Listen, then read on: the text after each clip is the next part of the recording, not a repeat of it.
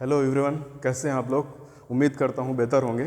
Last 2 classes में हम लोग मोशन से रिलेटेड कुछ टर्म्स को डिफ़ाइन कर चुके हैं। जैसे आपने पहले लेक्चर में मोशन को डिफ़ाइन किया, उसके बाद मोशन के बाद फिर आपने डिस्टेंस, डिस्प्लेसमेंट, स्पीड और वेलोसिटी टर्म को डिफ़ाइन किया था। इसके अलावा हम लोगों ने देखा था यूनिफॉर्म मोशन और नॉन यूनिफॉर्म में मोशन में क्या डिफरेंस होता है। अब आज इस क्लास में हम लोग देखेंगे कि एक नया टर्म आपको पता चलेगा और वो है आपका एक्सेलरेशन। तो एक्सेलरेशन की हमको ज़रूरत क्यों पड़ी, क्यों हम लोगों ने इस नए जो फिजिकल क्वांटिटी है उसको इंट्रोड्यूस किया है। सपोज़ अगर आपका यूनिफॉर्म मोशन होता है तो यूनिफॉर्म मोशन को आप डिफ़ाइन करने के लिए क्या करते हैं कि इक्वल टाइम इंटरवल में इक्वल डिस्टेंस अगर बॉडी कवर कर रही है तो that motion is known as a uniform motion.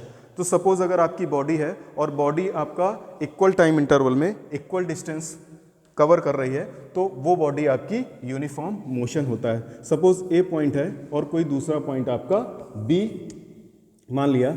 अब यहाँ से बॉडी आपकी स्ट्रेट लाइन वन डायरेक्शन में आपका मोशन कर रही है, तो यहाँ से इक्वल टाइम इंटरवल आपने ले लिया 1 सेकेंड का, और हर एक इक्वल टाइम इंटरवल में जो डिस्टेंस है या डिस्प्लेसमेंट है आपका, ये आपका 10 मीटर है। तो हर एक यूनिट सेकेंड में जो आपका डिस्प्लेसमेंट हो रहा है बॉडी का, it is equal and it is equal to 10 metre. और जो टाइम आपने दिया है वो हर एक में आपने 1 सेकेंड इसको टाइम दिया हुआ है। तो यहाँ पर अगर आप वेलोसिटी को डिफाइन करें तो velocity is the ratio of displacement to the time interval. तो हर एक सेकेंड में जो आपकी डिस्प्लेसमेंट है वो आपका 10 मीटर है और जो आपने टाइम दिया है it is 1 second. So it will be equal to 10 metre per second. किसी भी आप टाइम ड्यूरेशन में ले लें तो हर एक में आपका जो वेलोसिटी आएगी वो सेम वेलोसिटी रहेगी। तो ये आपका यूनिफॉर्म मोशन होता है। यूनिफॉर्म मोशन में आपकी जो वेलोसिटी है थ्रू आउट वो आपकी सेम रह रही है। अगर आप बात करें नॉन यूनिफॉर्म मोशन की, तो नॉन यूनिफॉर्म मोशन को डिफाइन कैसे किया गया है, if the body covers unequal distance in a equal time interval, तो उस मोशन को बोलते हैं नॉन यूनिफॉर्म मोशन। तो नॉन यूनिफॉर्म मोशन को डिफाइन करने के लिए सपोज आपके पास एक बॉडी है और उस बॉडी का सपोज एक बॉडी है और उस बॉडी का आपका कुछ ना कुछ यहाँ पर वेलोसिटी है और इसको हमने u से रिप्रेजेंट कर दिया है। टाइम t के बाद इसी बॉडी की वेलोसिटी आपकी यहाँ पर v हो गई और ये इस चेंज में वेलोसिटी आपकी u से स्मॉल v होने में पूरा टाइम आपका जो लगा हुआ है time interval, it is equal to small t। तो यहाँ पर आपका क्या हो रहा है, velocity is changing with respect to time. तो जब वेलोसिटी चेंज हो रही है विद रिस्पेक्ट टू टाइम तो इसको आपको डिफाइन करने के लिए जो टर्म है वो डिफाइन किया गया है और उस टर्म को बोलते हैं एक्सेलरेशन। तो एक्सेलरेशन इसी वजह से आपका इंट्रोड्यूस हुआ है कि जब बॉडी आपकी नॉन यूनिफॉर्म मोशन में होगी तो नॉन यूनिफॉर्म मोशन में वेलोसिटी चेंज होती है विद रिस्पेक्ट टू टाइम। तो इसको डिफाइन करने के लिए आपको ये टर्म दिया गया है एक्सेलरेशन। तो एक्सेलरेशन को डिफाइन कैसे किया जाएगा, चेंज इन वेलोसिटी कितना हुआ, इनिशियल वेलोसिटी आपकी स्मॉल u, फाइनल वेलोसिटी आपकी स्मॉल v। तो चेंज कितना हुआ वेलोसिटी में, final minus initial, it is equal to v minus u। और टाइम इंटरवल कितना लगा है इसमें चेंज होने में, it is equal to small t। तो ये आपका एक्सेलरेशन है। अगर आपको इसको डेफिनेशन लिखनी हो तो इसको क्या लिखेंगे, acceleration it is the ratio of change in velocity to time interval, या आपका change in velocity with respect to time is known as a acceleration. अब जो एक्सेलरेशन है आपका, it is a vector quantity. Vector quantity होती है आपकी acceleration. अब इसकी अगर यूनिट की बात करें तो आप ऑलरेडी जानते हैं कि वेलोसिटी का जो यूनिट होता है it is a metre per second. तो यहाँ पर न्यूमरेटर में आपका वेलोसिटी है and the unit of velocity is metre per second and unit of time is second. So the unit of acceleration will be equal to metre per second square. ठीक है, तो यहाँ पर आपका इस तरीके से एक्सेलरेशन को डिफाइन किया गया है। एक्सेलरेशन हमेशा नॉन यूनिफॉर्म मोशन में होगा। अब अगर इस बॉडी ये आपका यूनिफॉर्म मोशन था, तो यूनिफॉर्म मोशन में एक्सेलरेशन की वैल्यू अगर आपसे पूछी जाए तो कितनी होगी? एक्सेलरेशन क्या होगा? Final minus initial divide by time. हर एक जगह आपकी वेलोसिटी कितनी है? सेम है, तो वेलोसिटी में चेंज कितना होगा यूनिफॉर्म मोशन में? तो अगर आपकी बॉडी यूनिफॉर्म मोशन में है तो यहाँ पर आपका जो एक्सेलरेशन होगा it will be equal to change in velocity, और चेंज इन वेलोसिटी कितना होगा? जीरो, क्योंकि हर एक पॉइंट पर हर एक जगह जो वेलोसिटी है आपकी सेम है। तो वेलोसिटी सेम होने की वजह से, फाइनल और इनिशियल सेम होने की वजह से आपका एक्सेलरेशन वेलोसिटी में चेंज जीरो हो जाएगा, और टाइम ड्यूरेशन जो भी आपका रहेगा टाइम इंटरवल, तो it will equal to zero. तो एक चीज़ यहाँ से क्लियर हो गई कि अगर यूनिफॉर्म मोशन है तो यूनिफॉर्म मोशन में जो एक्सेलरेशन होता है उसकी वैल्यू आपकी जीरो होती है, but in the case of non uniform the acceleration will be equal to final minus initial divide by time को टाइम से होता है। अब इसका एग्जाम्पल जो आपका नॉन यूनिफॉर्म एक्सेलरेशन में एक्सेलरेटेड का एक एग्जाम्पल है। आप लोगों ने देखा होगा, अगर बॉल को ऊपर से आप छोड़ देते हैं, फ्रीली बॉडी को छोड़ दिया, तो हर एक पॉइंट पर अगर देखें तो वहाँ पर क्या होता है, जो इक्वल टाइम इंटरवल में जो वेलोसिटी में इंक्रीमेंट होता है, जो चेंज होता है, वो आपका इक्वल होता है। तो वहाँ पर बोलते हैं कि ये आपका यूनिफॉर्म एक्सेलरेशन का मोशन है। और उसको हम देखते हैं कि किस तरीके से आपका वेलोसिटी में चेंज हो रहा है। सपोज आपके पास एक बॉडी है, यहां पर आपने इसको फ्रीली छोड़ दिया है, तो फ्रीली जब छोड़ेंगे इसको तो उस पॉइंट पर इसकी वेलोसिटी क्या हो जाएगी? इसकी इनिशियल वेलोसिटी होगी जीरो, क्योंकि आपने फ्रीली इसको बॉडी को ऊपर से रिलीज कर दिया है। अब यहां पर आप v is equal to u plus g t, ये इक्वेशन होती है आपकी।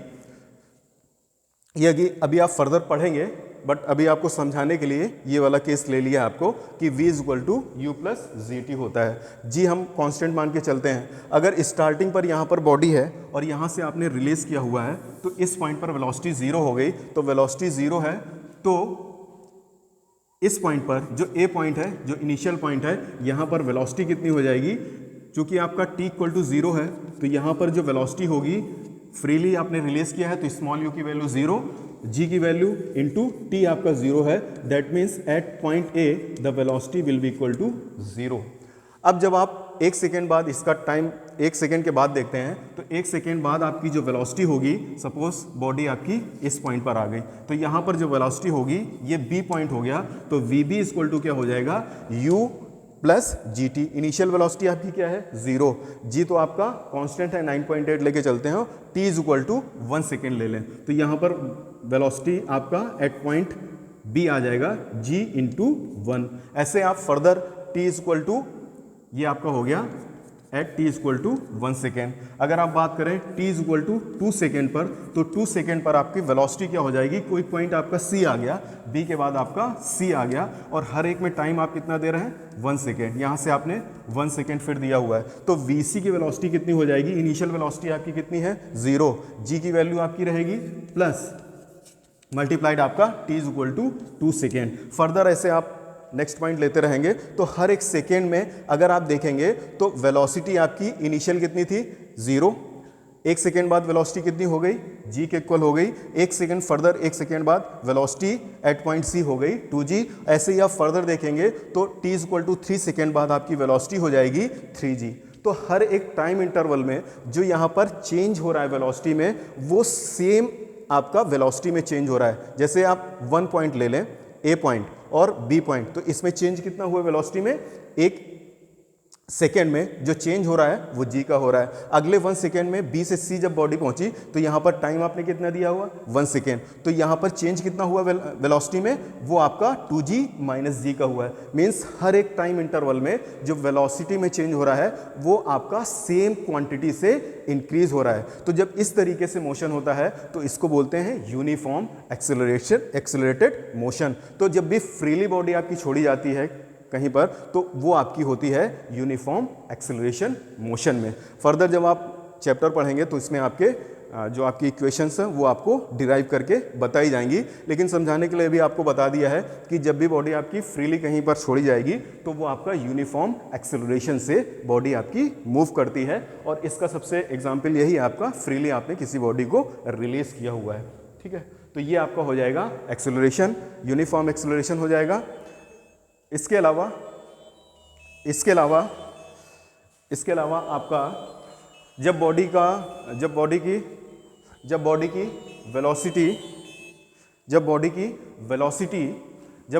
की वेलोसिटी आपकी इंक्रीज होती है तो उसको बोलते हैं एक्सेलरेटेड मोशन। सपोज आप बाइक चलाते होंगे, ठीक है, नॉर्मली देखते तो सभी होंगे बाइक या साइकिल को। तो जब आप बाइक की स्पीड बढ़ाते हैं या वेलोसिटी आप इंक्रीज करते हैं तो वहाँ पर क्या होता है, वेलोसिटी आपकी इंक्रीज हो रही है, तो उसको बोलते हैं एक्सेलरेटेड मोशन। लेकिन जब आपको गाड़ी को रोकना हो तो आप क्या करते हैं, किसी एक वेलोसिटी होगी और उस वेलोसिटी को आपको गाड़ी आपको खड़ी करनी है, तो कुछ टाइम ड्यूरेशन होगा, तो वेलोसिटी आपको फिर जीरो करनी है। तो इस केस में क्या कर रहे हैं, वेलोसिटी को डिक्रीज कर रहे हैं। तो जब वेलोसिटी को इंक्रीज करते हैं तब उसको बोलते हैं एक्सेलरेशन। इसी का जस्ट रिवर्स हो जाता है कि वेलोसिटी को जब डिक्रीज करेंगे तो इसको आप बोलते हैं डी एक्सेलरेशन या रिटार्डेशन। तो वेलोसिटी जब इंक्रीज होगी तो it is known as a acceleration, और जब आपकी वेलोसिटी डिक्रीज होगी तो it is known as a retardation और डी एक्सेलरेशन।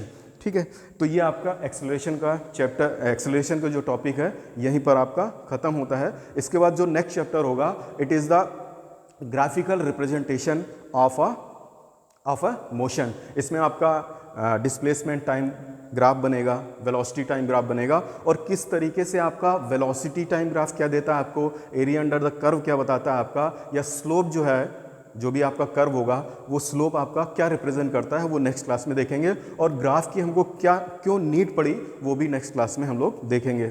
तो फिर नेक्स्ट क्लास में आपसे मिलते हैं। Okay, thank you.